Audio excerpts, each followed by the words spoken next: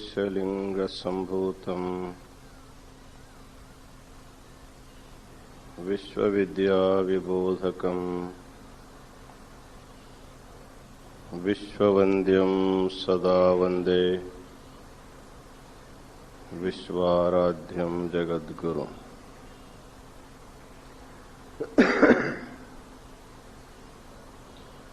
काशी ज्ञान सिंहासन के आदि जगद्गुरु विश्वाराध्य से लेकर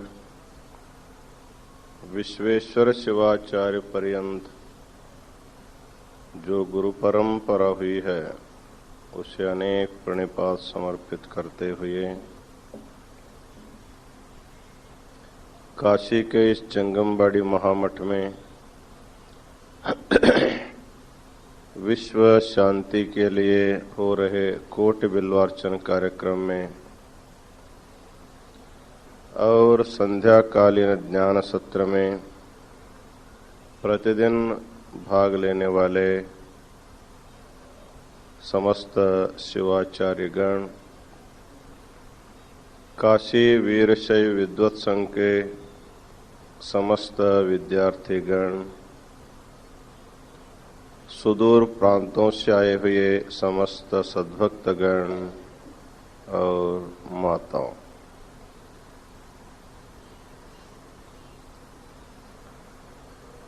इस पवित्र शिव के नगरी में आप सब लोग विश्व शांति के लिए और अपने मन की शांति के लिए कोटि बिल्वार्चन कार्यक्रम में भाग लेते हुए संध्याकालीन ज्ञान सत्र में श्री सिद्धांत शिखामणि के ऊपर आप लोग चर्चा सुनते जा रहे हैं। अभी तक हम लोगों ने श्री सिद्धांत शिखामणि का जो दूसरा स्थल था, माहेश्वर स्थल, इसके बारे में विचार किया है। आज उसके आगे का स्थल जो प्रसादी स्थल है, इसके बारे में थोड़ा सा हमको विचार करना है। षटस्थल सिद्धांत में तो तीसरा स्थल ही प्रसादी स्थल कहलाता है। यह भी अत्यंत महत्वपूर्ण का स्थल है। इस स्थल में साधक अपने मन को कैसे सदा प्रसन्न रख सकता है, इसके बारे में चर्चा की जाती है।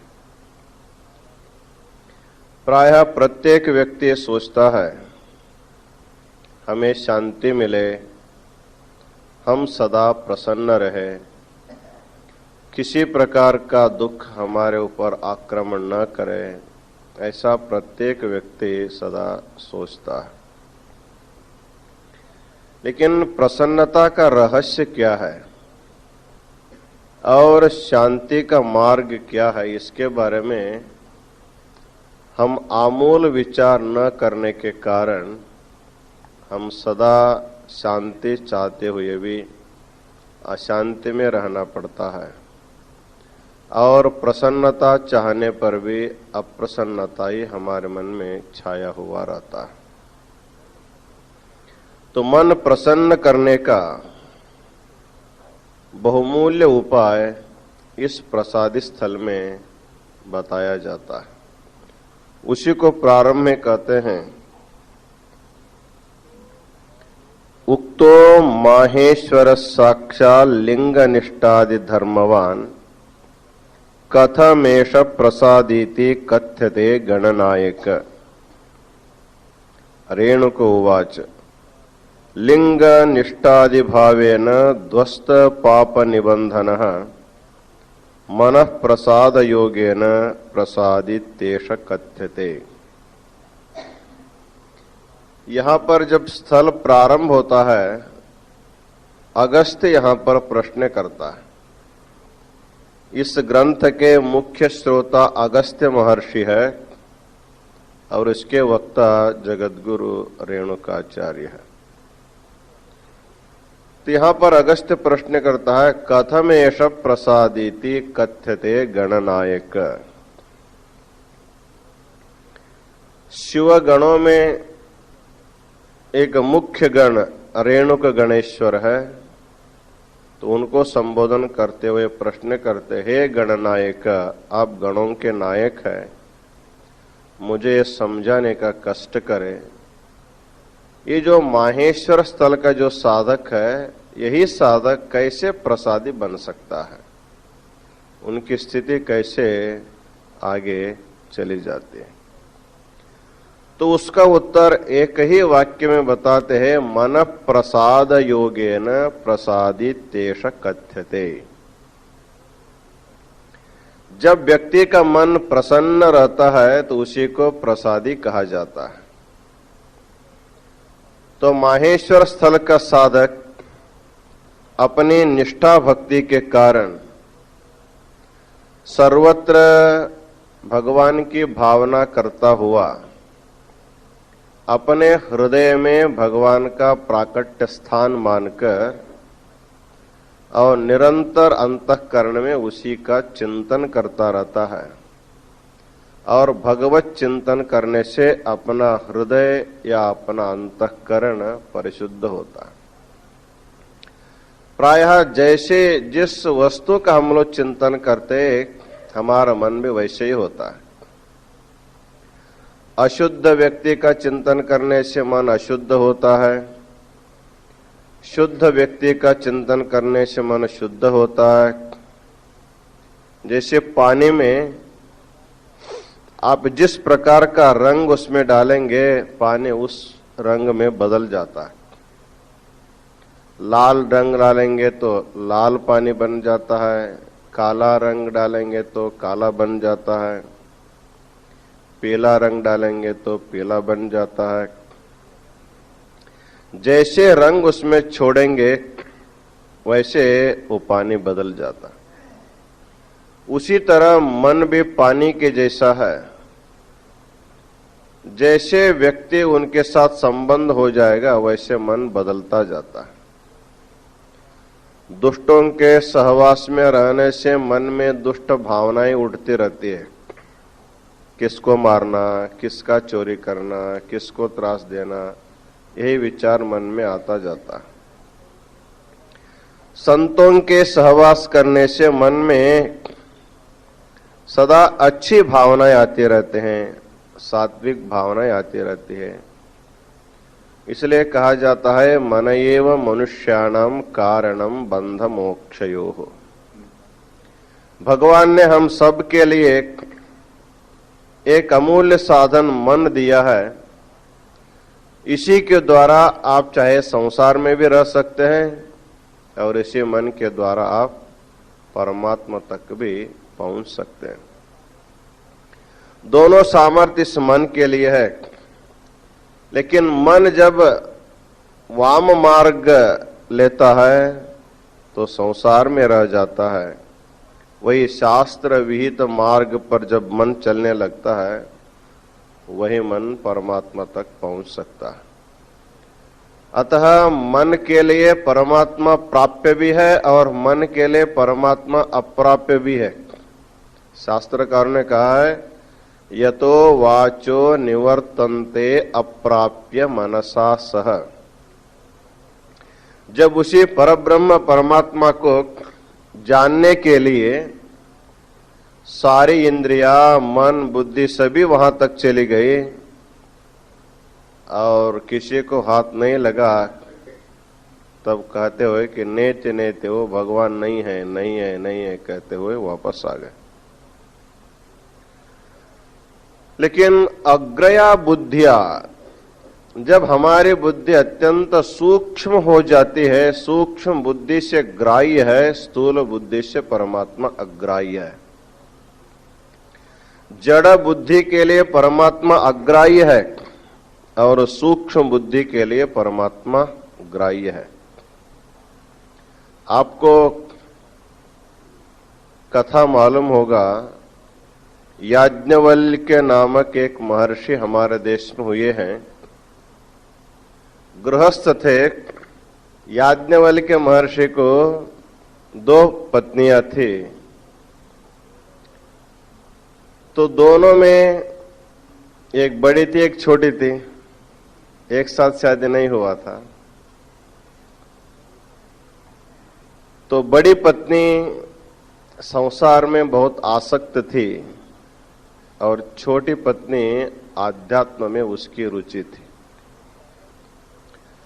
जब पहले जमाने में महर्षि लोग गृहस्थ आश्रम से वानप्रस्थ, वानप्रस्थ के बाद संन्यास आश्रम लेते रहे, उस समय एक बार उनको संन्यास लेने की इच्छा हुई याज्ञवल्क्य महर्षि को। तो गृहस्थ को जब संन्यास लेना होता है तो पत्नी का परमिशन लेकर के संन्यास लेना पड़ता है। बिना पत्नी के अनुमति कोई संन्यास ले नहीं सकता गृहस्थ को। तो उन्होंने दोनों पत्नियों को बुलाया और कहा कि मेरे जो संपत्ति है आप दोनों को मैं बंटवारा कर देता हूं, मुझे इसमें कुछ भी नहीं चाहिए। प्रायः बंटवारा करने वाले सब कुछ दूसरे को नहीं देता है, अपने लिए कुछ रख करके बंटवारा करता है। लेकिन याज्ञवल्क्य महर्षि ने ऐसा नहीं किया, दोनों पत्नियों को बराबर बराबर हिस्सा दिया। स्थावर आस्ति, जंगम आस्ति जो भी था उनको 2 विभाग करके रख दिया कि इसको तुम ले लो, इसको तुम ले लो और दोनों मुझे छोड़ दो, मुझे विद्वत संन्यास लेनी है।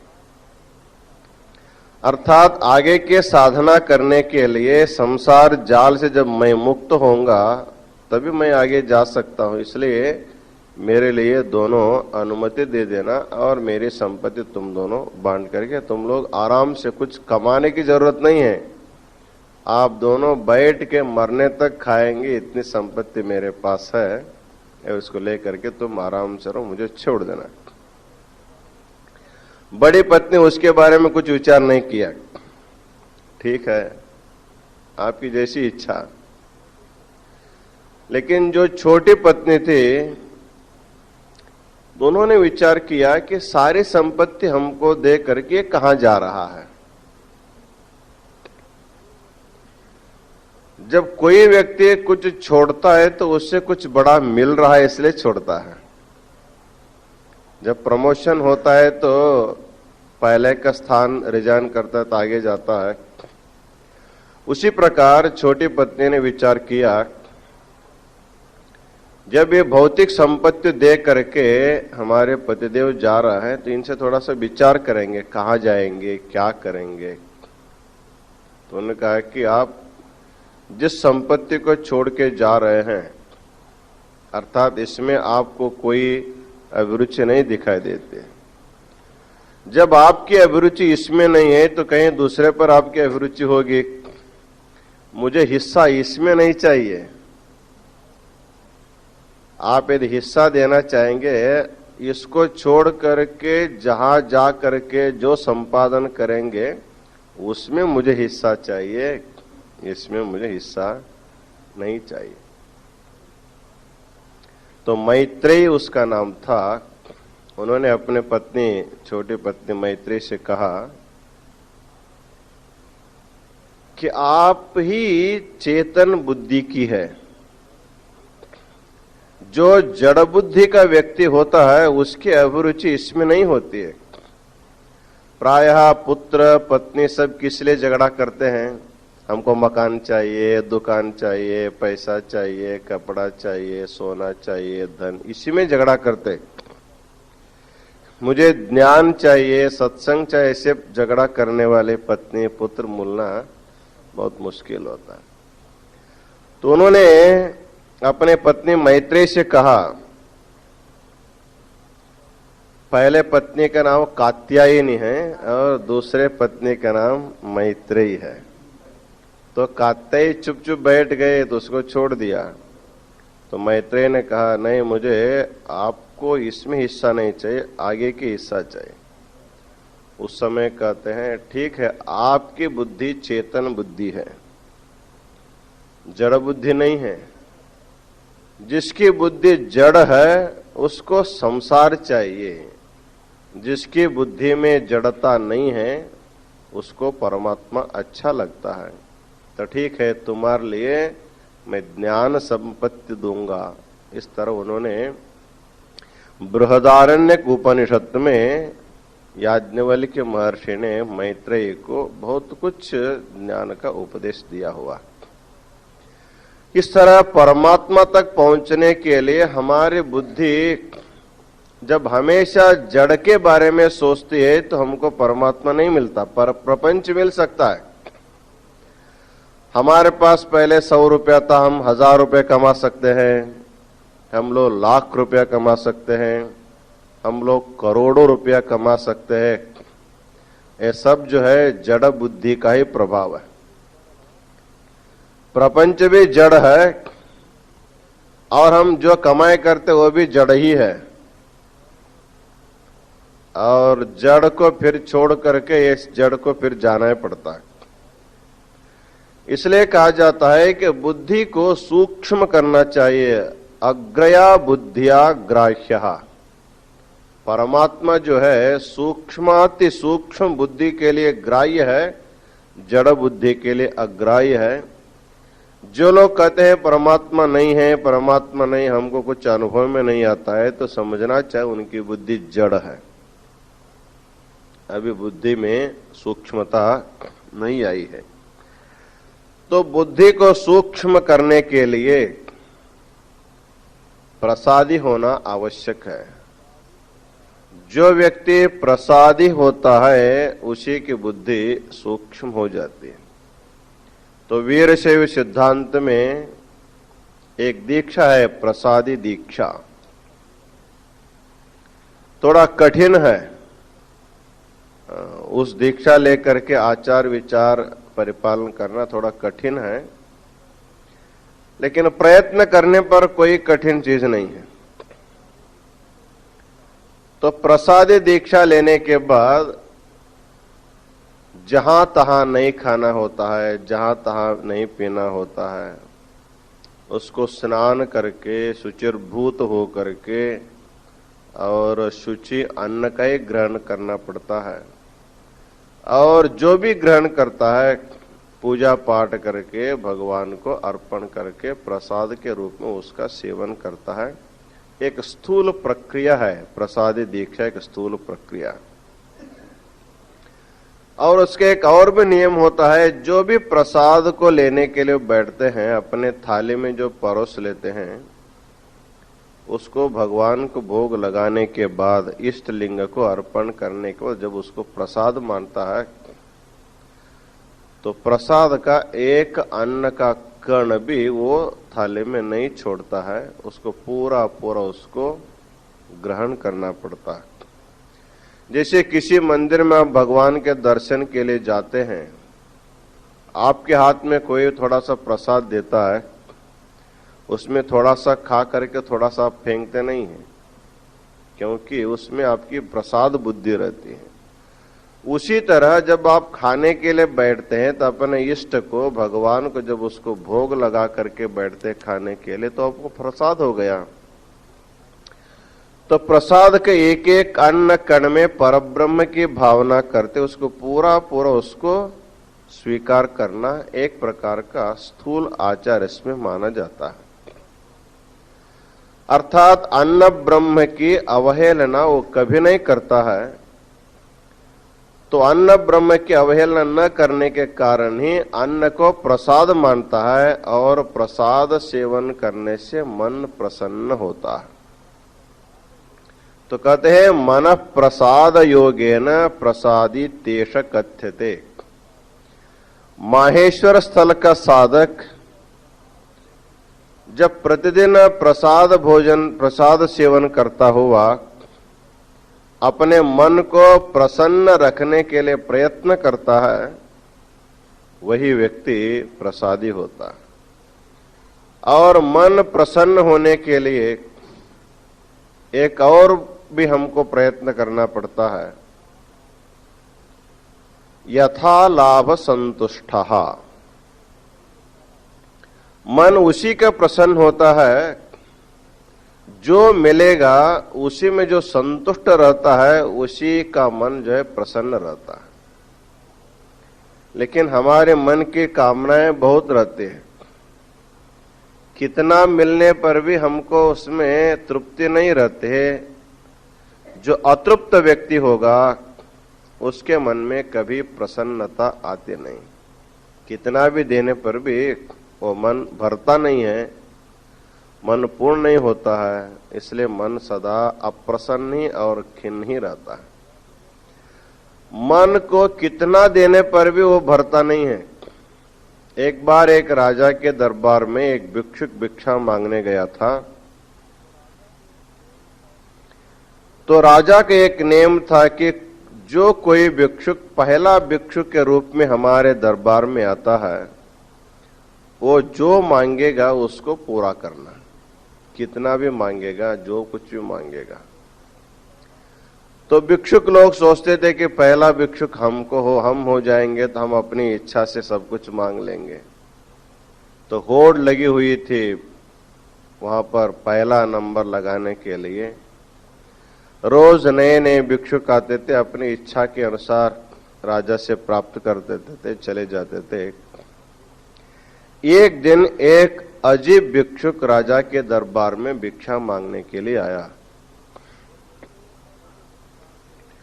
वो जैसे भवति भिक्षांदेहि करके आवाज दिया तो राजा के एक सेवक आया, उनसे पूछा कि आपको क्या चाहिए और कितना चाहिए। उन्होंने कहा कि इस तरह हमको किसी ने अभी तक नहीं पूछा है, हम भिक्षा मांगने जाते थे, वो जो देता था ले करके हम चल देते थे, लेकिन हम पहले बार आपके मुंह से सुन रहे क्या चाहिए और कितना चाहिए, और मुझे क्या चाहिए कितना चाहिए उतना आप लोग देंगे क्या? हाँ, इतने दिन से हम लोग देते आए तो तुमको देने में क्या हुआ? उन्होंने कहा सोच लीजिए थोड़ा सा, मैं जो मांगूंगा और जितना मांगूंगा वो दे सकते कि नहीं दे सकते, थोड़ा सोच लीजिए। उन्होंने कहा कि तुम महाराजा के दरबार में खड़े हो, हमारे दरबार में किसी चीज की कमी नहीं है, तुम जो कुछ भी मांग सकते हो, जितना भी मांग सकते हो, हम लेने के लिए देने के लिए तैयार है, तुम केवल मांग के तो देखो।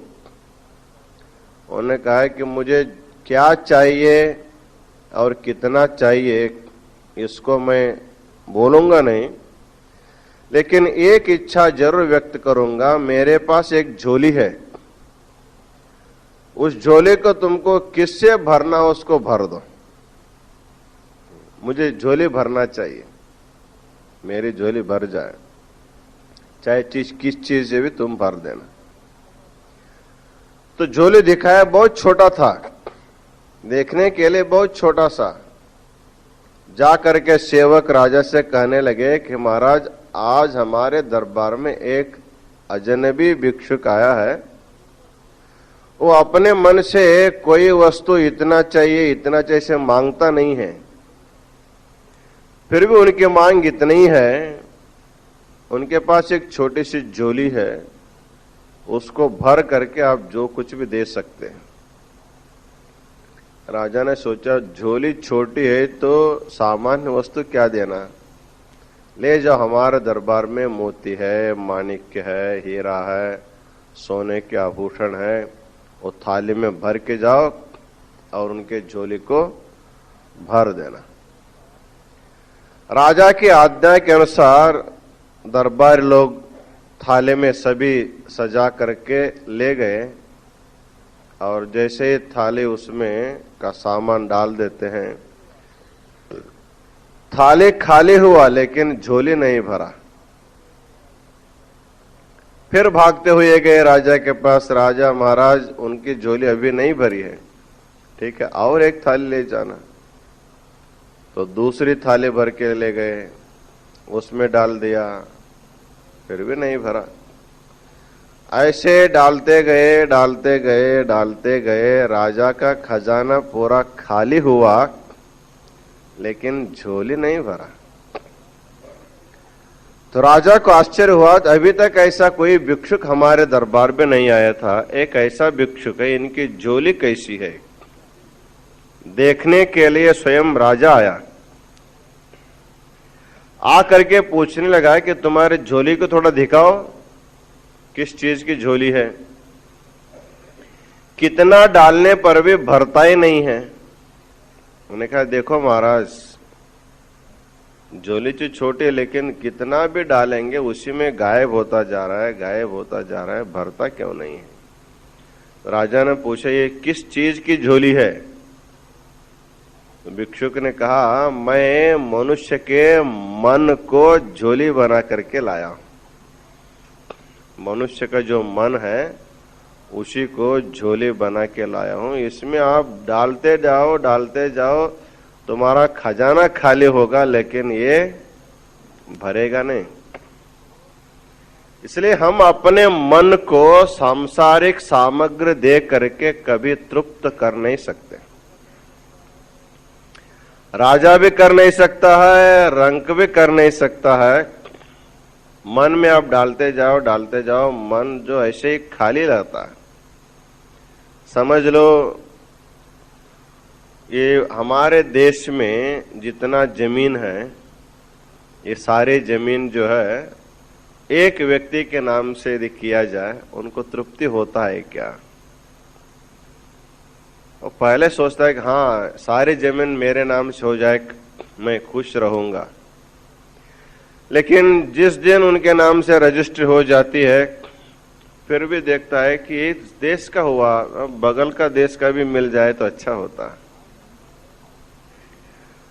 तो कहा जाता है कि जितनी संपत्ति है, कितने जमीन है, जायदाद है, एक व्यक्ति से नाम से करने पर भी उस व्यक्ति को तृप्ति किसी को नहीं मिली है और किसी को नहीं मिलने वाला है। तो मन को तृप्त करने के लिए ये सामग्री नहीं है। ये किसी चीज से किसी का भी मन कभी तृप्त हुआ नहीं और तृप्त होगा भी नहीं। तो मन को तृप्त करने के लिए केवल जो है हम जो सुनते हैं, हम जो शब्द सुनते हैं सत्संग में, इनके द्वारा हमारा मन भर सकता है। और हम लोग जो खाते हैं पीते हैं, इससे हमारा मन जो है भर सकता है। इसको छोड़ करके किसी चीज से भी हमारा मन कभी भर नहीं सकता। इसलिए एक सुभाषितकार ने कहा है, पृथिव्याम त्रीणि रत्नानि जलम अन्नम सुभाषितम मूढ़ैः पाषाण खंडेषु रत्न संज्ञाभिधीयते। इस प्रपंच में मनुष्य के मन को तृप्त करने वाले 3 रत्न हैं। उसको छोड़ करके किसी चीज से भी मन तृप्त नहीं हो सकता। तो 3 रत्न हैं, जलम, अन्नम और सुभाषितम। किसी व्यक्ति को जब भूख लगती है, अन्न के लिए तरस रहा है, उसको जब भोजन दिखाई देता तो इतना खुशी होता है, उनको अभी खाया नहीं, जब दिखाई देता है ये हमको खाने के लिए मिलने वाला है, उसको बहुत आनंद लगता है। और जैसे ही खाना शुरू करता है, उसके मन में प्रिय, मोद, प्रमोदात्मक वृत्ति उठती है। पहले देखने से प्रिय वृत्ति है, जैसे थाली में परोसने के लिए लाते हैं, देखते एक प्रकार का आनंद होता है। और पात्र में रखा हुआ खाद्य पदार्थ जब अपने थाली में आता है, उसमें और एक प्रकार का आनंद होता है। पात्र को देखने से जो आनंद है, उससे अधिक आनंद हमारे थाली में आने के बाद होता है। उसको जब खाना शुरू करते हैं, उसमें और भी आनंद हमको मिलता है। तो खाते खाते हमारा मन भर जाता है। मन कहता है अब नहीं चाहिए। खाते खाते आप तृप्त हो जाते हैं। और पेय पदार्थ, ठंडा गरम पेय पदार्थ पीते पीते आप तृप्त हो जाते, कहते हैं अब बस, अब नहीं चाहिए। और प्रवचन के लिए कहीं जाते हैं तो सुनते बैठते हैं घंटा 2 घंटा, अब बस करो, आज हमारा मन भर गया, तृप्त हो गए, फिर कल देखेंगे। तो सत्संग में प्रवचन सुनते सुनते भी आपका मन तृप्त होता है, और खाद्य वस्तु खाते आपका मन तृप्त होता है, पेय वस्तु पीते आपका मन तृप्त होता है। जलम, अन्नम, सुभाषितम, इन 3 पदार्थ को छोड़ करके मनुष्य को कितना भी दे दो, वो कभी तृप्ति का शब्द उनके मुंह से कभी आता नहीं है। क्यों? इसमें क्या रहस्य है? क्यों हमको तृप्ति नहीं होती है? इसमें रहस्य इतना ही है, जो वस्तु हमारे अंदर प्रवेश करता है उसी से हमको तृप्ति होती है। जो बाहर के बाहर है उससे किसी को तृप्ति नहीं होती है। खाते हैं तो वो भी हमारे अंदर चला जाता है, पानी पीते हैं तो वो भी अंदर चला जाता है, और कुछ सुनते हैं तो वो भी अंदर चला जाता है। अंदर जाने वाले 3 ही वस्तु है। सत्संग का शब्द अंदर जा सकता है, और खाद्य पेय पदार्थ अंदर जा सकता है, बाकी जितना भी रहेगा वो बाहर ही बाहर रहता है। एक आदमी के नाम से दुनिया भर का जमीन उनके नाम से करने पर भी उसके अंदर कहाँ जाता है? जहां वही है। जमीन इधर उधर हिलता नहीं, केवल हम अपने लिए अभिमान करते हैं, हाँ ये मेरा है, ये मेरा है। तो कभी कभी भूमि भी हंसती है, ऐसे शास्त्रकार कहते हैं। जैसे मनुष्य हंसता है उसी प्रकार भूमि भी कभी कभी हंसती है। भूम्यो हसन्ति मम भूमि रीति ब्रुवाणम। जब भी कोई जमीन खरीद लेता है तो अपना नाम कागज में देखता है, जमीन पर तो नाम लिखा नहीं जाता है, कागज पर नाम देखता है, तो इतनी खुशी होती है उनको, इतनी खुशी, हाँ ये मेरा हो गया, ये मेरा हो गया। ऐसे कागज पर लिखा हुआ नाम देख करके खुशी पाने वालों को देख करके भूमि को हंसी आती है। इसलिए हंसी आती है, ऐसे कागज कितने फट गए।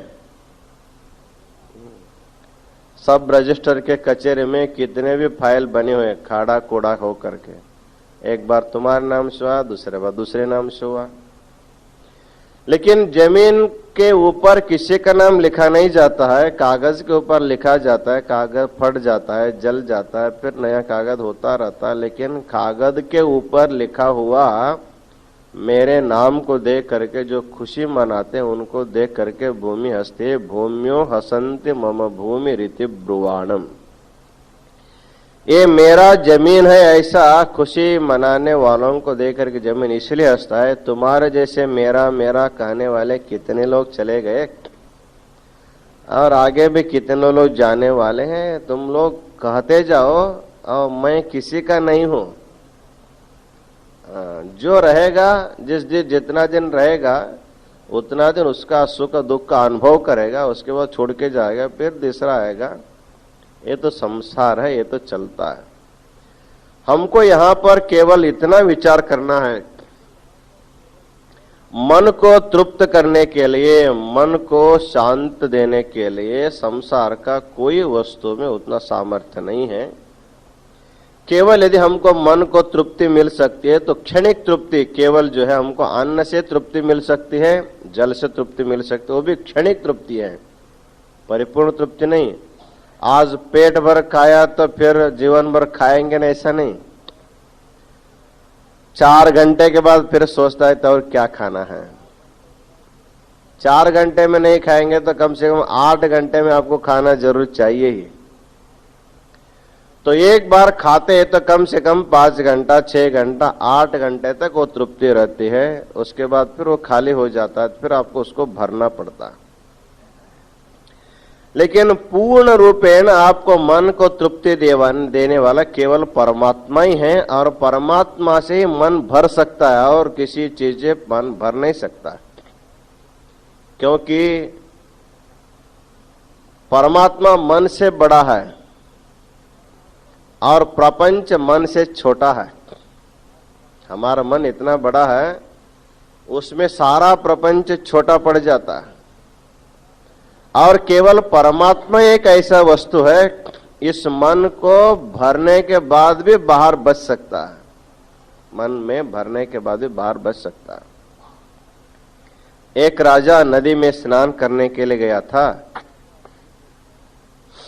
जैसे ही स्नान करके कमंडलों में पानी लेकर के भगवान को जल चढ़ाने के लिए घर वापस आ रहा है, तो वहां नदी के किनारे एक मत्स्य, जो मीन जो है, तड़प रहा है, बिना पानी का तड़प रहा था। उसको देखने के बाद राजा के मन में दया आई। सोचा कि ये बिना पानी मर जाएगा, इसको ले जाकर के पानी में छोड़ दूंगा तो जीवित रह सकता है। ऐसा विचार करके जब उस मत्स्य को, मीन को अपने हाथ में लिया और पानी में, नदी में छोड़ने के लिए जब जा रहा था, और मीन जो है, मत्स्य, राजा से बोलने लगा, मुझे वहां मत छोड़ो, वहां मेरे से भी बड़े बड़े मीन वहां पर है और मुझे खा जाएंगे। तो मीन एक जाति ऐसी है, वो छोटे छोटे मीनों को बड़े बड़े मीन जो है निगल जाते हैं। और सबसे जो बड़ा मीन है उसको तिमिंगिल कहते हैं। तिमी का अर्थ होता है छोटे छोटे मत्स्य, और सबको निगलने वाला जो सबसे बड़ा मत्स्य, उसका नाम तिमिंगिल है। तो कहा कि मैं बहुत सबसे छोटा हूं, जैसे आप पानी में डालेंगे बड़ा मीन जो है मुझे निगल जाएंगे तो मैं मर जाऊंगा। तो यहां मरना क्या, वहां मरना। यहां पाने बिना मर जाऊंगा, वहां पानी में जाकर मर जाऊंगा, इसलिए मुझे वहां मत जोड़ो, तुम अपने कमंडल में लेकर के मुझे घर ले जाओ। तो मीन के वाक्य सुर करके राजा को आश्चर्य हुआ, इतना विनंती कर रहा, तो चलो इसको घर ले जाएंगे। तो उसको अपने कमंडल में डाल लिया और घर ले गया और भगवान को थोड़ा पानी चढ़ाया। बचा हुआ पानी वैसे रखा था। दूसरे दिन जब स्नान करने के लिए कमंडल लेने जाता है, तो जो छोटा सा मीन था वो बढ़ करके पूरा कमंडल में भर गया था। कमंडल में थोड़ा भी पानी नहीं, और सारा मीन से कमंडलों भर गया। फिर रोता हुआ मीन को देखा, कहने लगा मीन उससे, महाराज मुझे घर तो तुम तो ले आए, लेकिन बहुत छोटे से स्थान में मुझे रखा, मुझे थोड़ा बड़ा स्थान में रखना चाहिए। तो राजा को आश्चर्य हुआ कि रातों रात इतना बढ़ गया ये मीन है कि कोई भूत गीत है। फिर भी दूसरे दिन क्या किया, उसको बहुत बड़ा एक पानी का टैंक था, उसमें उसको छोड़ दिया, जाओ ठीक है तुम आराम से घूमते रहो, इसमें पानी पीते रहो। और दूसरे दिन सुबह सुबह वो मत्स्य के रोने की आवाज राजा को सुना दिया। उन्होंने कहा हमारे घर में कौन रोता है। जा करके देखता है तो वो पहले जो छोटा था, जैसे कमंडलों आकार में बदला था, वही मत्स्य जो है पूरा टैंक भर भर गया है, सारा पानी पी गया है, उतना बढ़ गया। कहने लगा कि महाराज मुझे तो और थोड़ा बड़ा स्थान दे देना, इसमें मैं बैठ नहीं सकता। तो राजा अपने गांव में एक बहुत बड़ा तालाब था, जा करके तालाब में छोड़ दिया, ठीक है तुम आराम से घूमते रहो। तो दूसरे दिन जा करके तालाब में देखता है, तालाब का सारा पानी पी करके जितना तालाब था उतना बड़ा मत्स्य बन करके बैठा, फिर भी रो रहा है, महाराज मुझे एक जगह जो है कम पड़ रहा है। राजा ने सोचे इसको कहां रखना, जहां भी मैं रखूंगा तो वहां पूरा भर जाता है और फिर रोता ही रहता है, फिर इसको कहां रखना। तो उसी से पूछा कि तुमको अब कहां रखना, तुम ही बताओ। तो मत्स्य कहता है कि जो सबसे बड़ा जल का आगर है, जो सागर, जो सबसे बड़ा जल का आगर है, उसमें मुझे छोड़ दो और मैं वहां पर आनंद से रह सकता हूं। और राजा उस मत्स्य को जा करके सागर में छोड़ दिया। तो मीन कितना भी बड़ा हुआ तो सागर से बढ़कर बड़ा होने का सामर्थ्य उसमें नहीं था, तो बड़े आराम से उसमें वो रहने लगा। उसी प्रकार हमारे शरीर में भगवान एक मत्स्य छोड़ दिया है। हमारे शरीर में भी एक मत्स्य है। वो क्या है? मन रूपी एक मत्स्य है। जब हम लोग पहले पहले एक छोटा सा कुटिया बना करके रहते हैं और कुछ दिन के बाद हमको छोटा लगता है, उसे थोड़ा और बड़ा मकान बनाना चाहिए। जब बड़े मकान में रहने लगते हैं तो और भी बड़ा 2-3 तल्ला उसको बढ़ाने का हम लोग विचार करते हैं। इस तरह संसार में इस मन रूपी मत्स्य को आप कहीं भी छोड़ो, उसमें पूरा भर जाता है, फिर रोता है। सबका मन रोता है। आप किसी से भी पहले पहले जो भी आते हैं मिलते हैं तो हंसते हैं, वो बात दूसरी है। मनुष्य की जो हंसी होती है वो प्रायः स्वाभाविक बहुत कम होती है। वो शिष्टाचार के लिए हंसने वाले बहुत होते हैं। ऊपर ऊपर हंसते रहते हैं, अंदर अंदर जो है रोते रहते हैं, क्योंकि हमारा मन ही रोने वाला है, सदा रोता है। खाएगा भी रोएगा, नहीं खाएगा तो भी रोता है। उपवास रहता है तो भी रोता है, भरपेट खाता है तो भी रोता है। उसको समाधान इसलिए नहीं है, वो समाधान का जो वस्तु है उसको अभी वो पाया नहीं है। हमेशा असमाधान देने वाला वस्तु को ही पाता है, इसलिए उसको रोना भी पड़ता है। तो पहले पहले जो भी हम लोग खत वगैरह लिखते हैं ना, किसी को पत्र लिखते हैं, क्या लिखते हैं? हम सब यहाँ कुशल मंगल है, आप अपने कुशल मंगल के लिए लिखते रहना। ये पहला वाक्य रहता। नीचे आप पढ़ते जाएंगे, वो रोता ही रहता है। नीचे पढ़ते जाएंगे, अपने सारे रोने की कथा उसमें लिखा हुआ रहता है।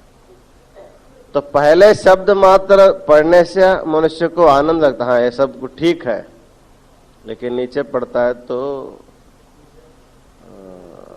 वो लिखने वाला भी रोता है, रोता हुआ लिखता है, तो पढ़ने वाला भी उसको रोते हुए पढ़ता है। वैसे हम अपनी जिंदगी का जो पत्र है, पहले पहले एक शब्द है कुशल है, बाद में कुशल कुछ भी नहीं। कोई रास्ते हमको मिलता है तो पूछते हैं क्या कैसे है जी, सब ठीक है? हाँ सब ठीक है। अब किधर जा रहे हैं? हॉस्पिटल जा रहे हैं। हाँ सब ठीक है, फिर भी हम जा रहे हैं, अस्पताल जा रहे हैं।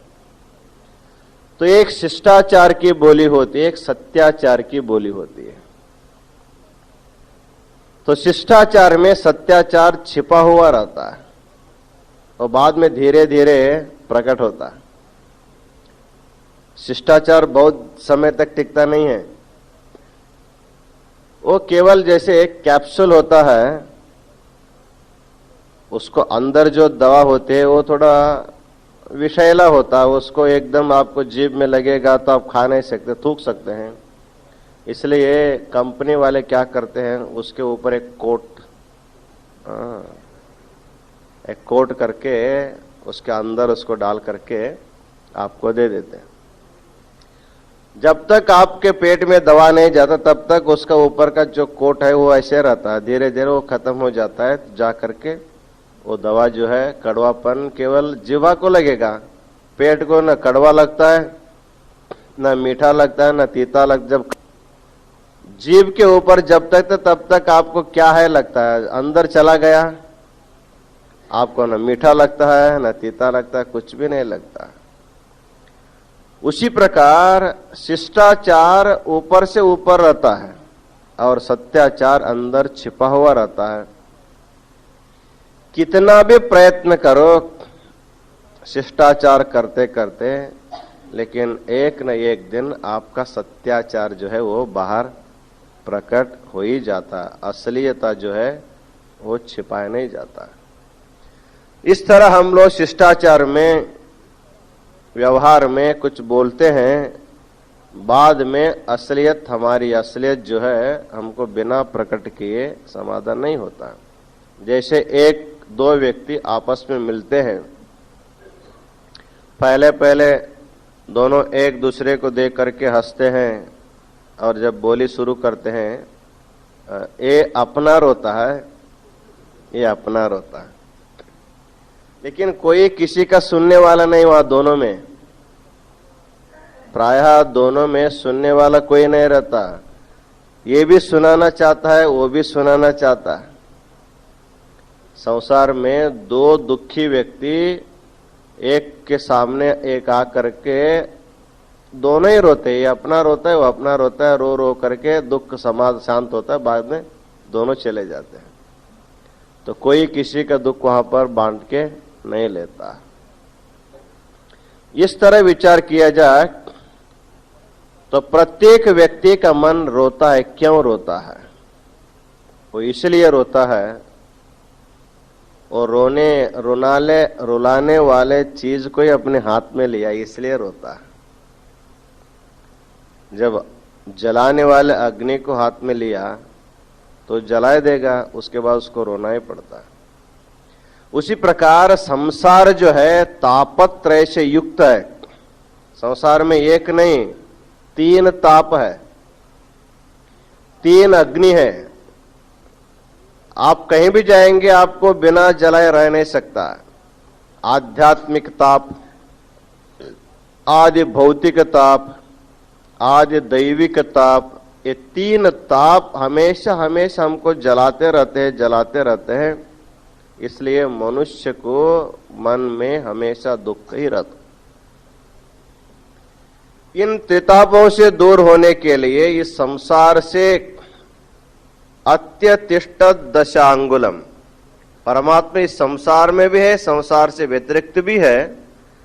उस परमात्मा के सच्चिदानंद रूप के चिंतन जब हमारे मन में होने लगता है, संसार का चिंतन जिस क्षण में मन छोड़ता है उसी क्षण में उसको आनंद मिलता है।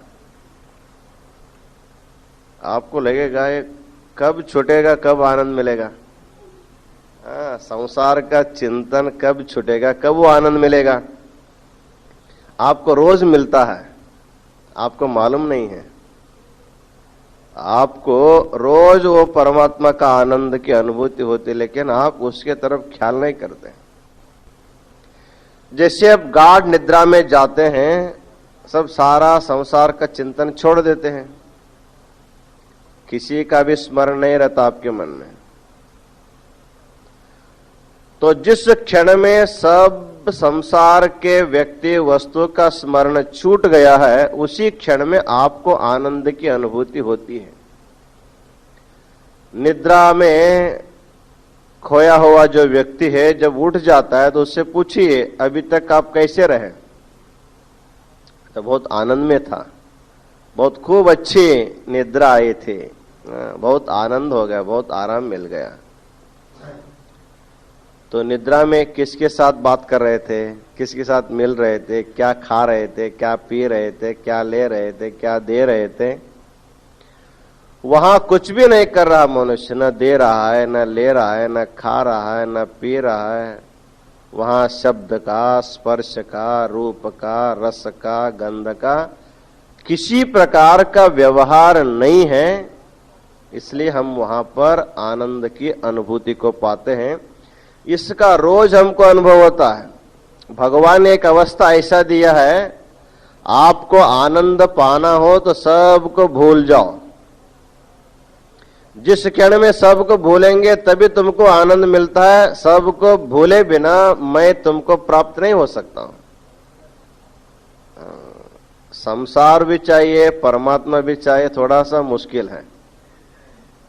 तो मिलता है एक एक क्षण के लिए, परमात्मा मिलता है, फिर संसार आता है, फिर परमात्मा मिलता है, फिर संसार मिलता है। सुख, सुख के बाद दुख है, दुख के बाद सुख है। ये तो संसार में आपको मिलता ही रहता है। इसलिए मन में शांति पाने के लिए, मन को समाधान करने के लिए हमको क्या करना है? पहले मन को सुधरना होगा। मन को कैसे सुधरा जाता है? प्रवचन सुनने से या भजन करने से, जप तप करने से मन तो सुधरता ही है, लेकिन उससे भी महत्वपूर्ण कारण है मन को सुधरने के लिए प्रसाद सेवन। मन को सुधरने का मूल कारण माना जाता है। मन प्रसाद योगेन प्रसादी तेष कथ्यते। जब आप लोग प्रतिदिन प्रसाद सेवन करेंगे, जो भी खाएंगे उसको भगवान को भोग लगाए बिना नहीं खाना है। जो भी वस्त्र आप पहनेंगे पहले भगवान को अर्पण करो, प्रसाद वस्त्र को पहनना चाहिए। यहां तक कि यदि आपको दवा भी लेनी हो तो भी भगवान को उसको अर्पण करके उसको प्रसाद बना करके उसको लेना है। आपको मालूम होगा मीराबाई को पीने के लिए विष दिया गया था, लेकिन मीराबाई उसको क्या किया? भगवान को अर्पण किया। तो भगवान उसमें जो विष तत्व था उसको स्वीकार किया, उसको अमृत बना करके दे दिया। कालिदास कहते हैं विषमप्यमृतम क्वचित भवेद अमृतम वा विषमीश्वरेच्छया।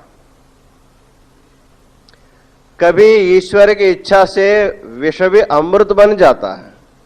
ऐसे कई भक्तों के जीवन में घटनाएं घट गई है। उनको पूरा भरोसा है, पूरा विश्वास है कि मैं मरूंगा नहीं, मुझे बचाने वाले परमात्मा है। तो प्रहलाद को मारने के लिए कितना प्रयास किया गया।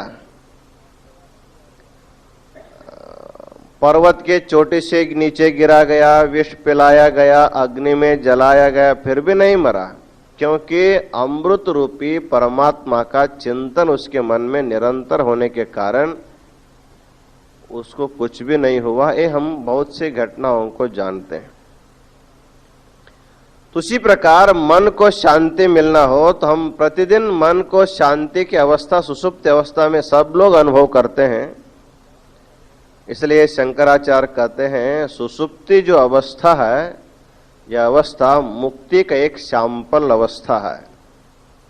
मुक्ति का सैंपल अवस्था अर्थात मुक्ति कैसी होती है, मुक्तात्मा कैसे रहता है, इसको हम लोग कल्पना यदि करेंगे, सुषुप्ति अवस्था में जैसे हम रहते हैं, सब कुछ रहते हुए नहीं जैसे रहते हैं।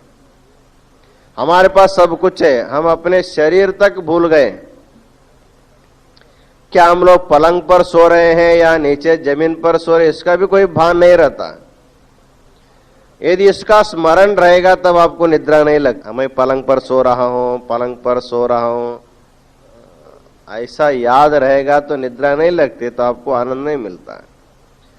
तो यहां तक कि आप अपने मन बुद्धि को भी आप भूल गए हैं, केवल आत्मा ही आत्मा वहां पर रहता है, इसलिए वहां पर आनंद ही आनंद रहता है। जिस समय मन संसार को भूलता है उसी समय मन को आनंद की प्राप्ति होती, और जैसे ही मन में संसार का स्मरण आया, स्मरण से ही दुख होने लगता है। हमारे घर में किसी की मृत्यु हो गई, कैसे अघटित घटना जब घटी हो गई है, घट करके कितने भी दिन होते हैं, लेकिन उसका जब भी मन में एक झलक स्मरण आ जाता है तो हमारे आंखें जो है आंसू से भर जाते हैं। केवल स्मरण से ही दुख देने वाला है। इसलिए संसार जो है उसका उपभोग करने से तो दुख तो देता ही, केवल उसका स्मरण मात्र से दुख मिलता है। परमात्मा के स्मरण से सुख मिलता है और प्रपंच के स्मरण से दुख मिलता है। इसका अनुभव हम लोग प्रतिदिन करते हैं। इसलिए अपने मन को प्रसन्न करना हो तो मन को सदा प्रसाद भोज्य करना चाहिए। मन प्रसाद योगेन प्रसादितेश कथ्यते। तो प्रतिदिन प्रसाद का सेवन करने से हमारा मन आमूल परिवर्तित हो जाता है, क्योंकि अन्नमयम सौम्य मनः, तो छांदोग्य उपनिषद में कहा गया है कि हमारा मन तैयार कैसे होता है। जैसा अन्न हम लोग खाते हैं वैसे हमारा मन तैयार हो जाता है। शुद्ध आहार सेवन करने से मन शुद्ध होता है। यदि चोरी करके खाना शुरू करते हैं तो चोरी का अन्न से फिर चोरी करने की इच्छा हो जाती है, तो वो आदमी चोर बन जाता है। इसलिए खाते समय हम कैसा अन्न खा रहे हैं इसके तरफ ख्याल रखेंगे तभी आपका मन शुद्ध हो सकता है। इसलिए मन को शुद्ध करने के लिए आहार की शुद्धि नितांत आवश्यक है। आहार शुद्धौ सत्व शुद्धि ही। उपनिषद में कहा गया है कि जब तक आहार शुद्ध नहीं होता तब तक सत्व हमारा मन शुद्ध नहीं हो सकता है। तो आहार शुद्ध करने के लिए प्रसादी स्थल का साधक अपने खाद्य पदार्थ को भगवान को अर्पण करता है। भगवद अर्पण करने से अशुद्ध वस्तु शुद्ध हो जाता है, अपवित्र वस्तु पवित्र हो जाता है, पदार्थ प्रसाद बन जाता है और प्रसाद सेवन करने से मन प्रसन्न रहता है। इस तरह प्रसाद स्थल का जो साधक है वो सदा प्रसन्न रहता है, सदा प्रसन्न रहता है। जो प्राप्त होगा उतने से प्रसन्न रहता है। तो समझना चाहिए जिसका मन सदा प्रसन्न है वही प्रसादी है। उसको प्रसन्नता पाने के लिए मनुष्य को सदा सदा जितना भी प्राप्त होगा, कम होगा बड़ा होगा, उसमें भी तृप्ति पाने की जो विचार आपके मन आएगा तभी आप जो है तृप्त हो सकते हैं, शांति आपको मिल सकते है, समाधान आपको मिल सकता है। इस तरह मन को शांत करने का बहुत सी विचार इसमें आएंगे, उसके बारे में फिर कल हम लोग विचार करेंगे। इन्हीं वचनों के साथ आज का आशीर्वचन पूर्ण करते हैं। ओम शांति शांति शांति।